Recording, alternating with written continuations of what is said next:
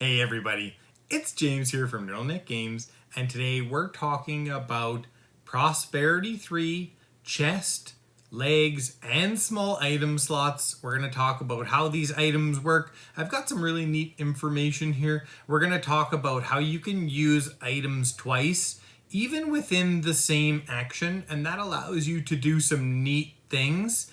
And also, we're going to talk about one of the worst items in the entire game, so make sure you stick around.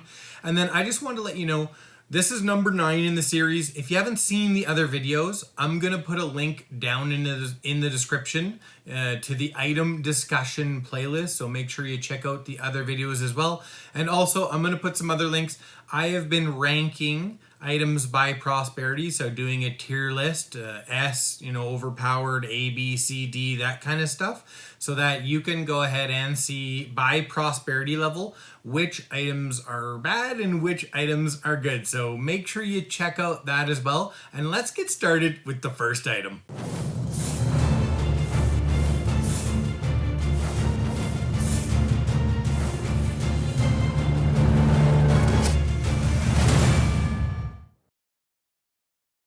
Okay, the first item we're talking about is the Moon Earring. Moon Earring is a very strong item if you're focused on long resting, and that means taking a bunch of spend items and not a bunch of consume items. Although you should always be taking stuff like a minor stam, etc., even if you've got a long rest build going on. And this is a really good item for classes that are going to be in the front lines, melee damage dealers that are using armor and shields, because armor and shields are generally spend items.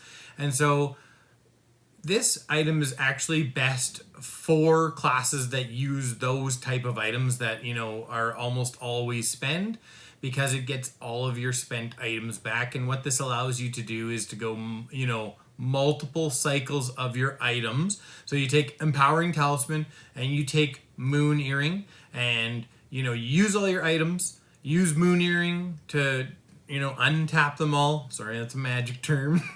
Refresh them. The old magic habits, they always pop up. Anyway, so you use Moon Earring to refresh everything, then you use Empowering Talisman to get the Moon Earring back.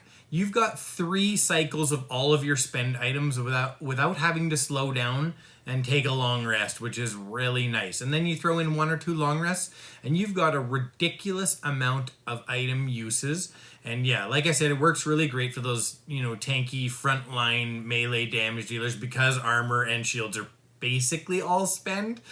I don't want to spoil too much here, but anyways, that's not important. So how well does this item scale? Well, it scales amazingly because you're untapping items, and as you go through the game, you get more and more powerful spend and consume items, and you can use this to untap those spend items. Next, let's talk about something really fun. In Gloomhaven, damage is king, and so burst damage is really, really good. Or, upping your power curve in a round can do great things for you, because if you can kill monsters quickly, it's often the fastest route and the best route to victory. And if you try and dish out lots of damage and you try and do it quickly, you're gonna do good things in Gloomhaven. Don't get caught in the trap, of just hanging out and, trying to shield and heal and stuff like that, because, your stamina goes down every turn as you play cards. So what does this mean for the Moon Earring? Well, the Moon Earring is really good for using multiple items twice in a turn, which allows you to up your power curve. Now, you can go ahead and use all of your items and then refresh all of them. That's great. That's probably the number 1 way of playing the Moon Earring, but there are other things you can do too. Let's say you need to wound 2 monsters and you've got the Jagged Sword. Well, you can attack and then tap the Moon Earring to refresh the Jagged Sword, and then with your second attack that round, you can use the sword again. This also works with something like the Boots of Striding, where you can move 4 in a turn. So, maybe a monster's far away and you've got a nice powerful attack you can pull off, and you need extra move to get there. You can use the Moon Earring to use those boots twice. Something else it'll work for is the Weighted Net. Say you've got a multi-target attack. You want to immobilize 2 of the monsters in it. Well, you attack the monsters, you use the weighted net for the first, you use the Moon Earring to untap it, and then you use the weighted net on the second monster. Yes, this is a legal move. I have researched this thoroughly. Timing wise, as long as it's not it's not granting you an action, an item can be used basically any time. If you want to go and research that some more, or you have some questions about that, make sure and comment below. Anyways, I hope that was helpful. Let's move on to the next item. The next item we're going to talk about is the Major Healing Potion. Healing 5 sounds better than Healing 3, like from the Minor Healing Potion, and it technically is, but it costs 3 times as much. It's way too expensive for the effect. And so you say, yeah, but 5 is better than 3 and it only takes up, 1 slot, the same as Minor Stam, or same as Minor Healing. And that's true. However, what it does is it costs you so much extra gold that it has a massive opportunity cost. First, there are a ton of small items that are overall better, and you could be using that extra gold. So let's say you buy a Minor Healing Potion for 10, you would have 20 extra gold to do something else. And in Gloomhaven, when we're talking about things like enhancements, and we're talking about, all these other items that you can buy, opportunity cost around gold is massive, because you could be putting that 20 gold to your next enhancement. You could be doing a lot of things with it, and the extra 2 heal, it's just not that much more, not for triple the cost. It doesn't scale super well, same as the Minor Healing Potion. And I would actually say, if I had to choose, 9 times out of 10, I'm just taking a Minor Healing Potion and I'm putting my 20 gold towards something else. Now, for certain classes, you may want this, and in certain party comps, you're 2 players and you don't have much healing, the extra 2 heal over the Minor Healing Potion may actually be handy, but overall, not a great item, and I'm going to say it's equal to or worse than the Minor Healing Potion. Yep. Comment below. Let me know if you agree. Or disagree, of course. Our next item is Chainmail at 20 gold, a pretty decent effect.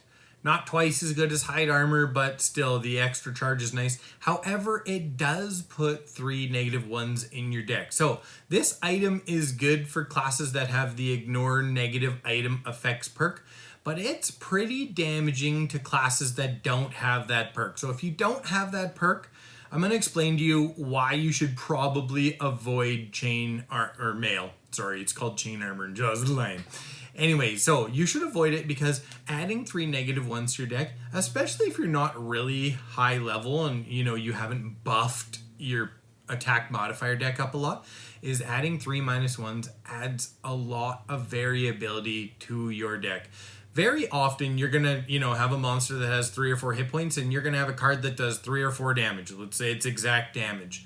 Having those extra -1s means far more often you're gonna leave a monster alive.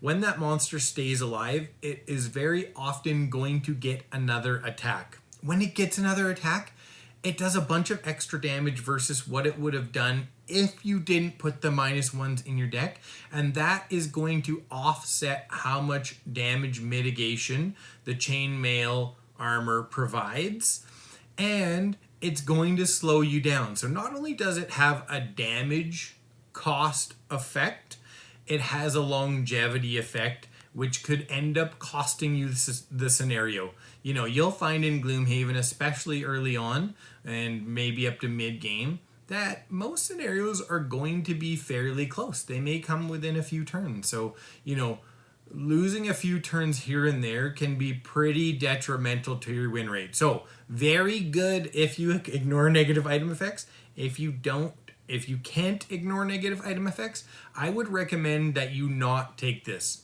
And I also want to talk quickly about charges. So when you long rest, if you haven't used up all the charges of Chainmail, then you won't be able to refresh it. This also applies to the Moon Earring. So you can't refresh something that's not spent. So more charges is not always good. I think Chainmail is pretty close to the sweet spot, but it's actually not really any better than Hide Armor. With the extra cost and the extra -1s, although, you know, if you're following my advice, the extra -1 won't matter. However, it's actually pretty comparable to hide armor. It does scale okay, because essentially you're just, you know, carving 1 off most attacks. If you're getting attacked a lot, I mean, if you're getting attacked 10, 12 times and you can refresh Chainmail enough, I mean, that's 10 to 12 points of damage mitigation. So monster damage goes up, so it doesn't scale perfectly, but it is still carving quite a bit of damage off overall. So I would say scaling is, you know, let's call it medium. Before we get to our final item, just wanted to let you know, I've got a Patreon. If you're looking for a way to support the channel, that's the best way. And also, I've got a Twitter account. I like to post cool board game news, fun stuff, you know, anything essentially that I feel like. The links are going to be down in the pinned comment. So make sure, go ahead, check those out, and let's move on to our last item. The last item we're talking about is the Heavy Greaves. And the Heavy Greaves are one of the worst items in the entire game, bar none. I made a video on the 5 worst items in Gloomhaven. I'll put a link down in the description if you're interested. Why are they so bad? Well, the situation hardly ever comes up. You're very rarely forced to move. And for 20 gold, that is not worth it at all. Even for 5 gold. Literally, if these were free, you still wouldn't use them unless you just decided to buy other stuff and you had like an empty leg slot. In which case, I mean, for free, you're going to throw them on, even though they probably won't do anything. Because even when you are forced to move via scenario or, you know, mostly from monsters, when monsters force you to move, it's not always that bad. Maybe you need to be closer. Like, I've had scenarios where I've been pulled or pushed and it was actually good for me. You know, I got myself into some trouble. First monster who attacks, pulls a push card, shoves me out of range of a tough elite that was just going to stand and attack and had no movement. It was actually good for me. So not only does it rarely happen, when it does happen, it's sometimes good. So why am I spending 20 gold on this again? And then it also adds a -1 into your deck. I mean, if you have ignore negative item effects, of course it doesn't apply, but still, why? It should be adding +1s into your deck or something like that. There's a ton of ways this could have been made viable.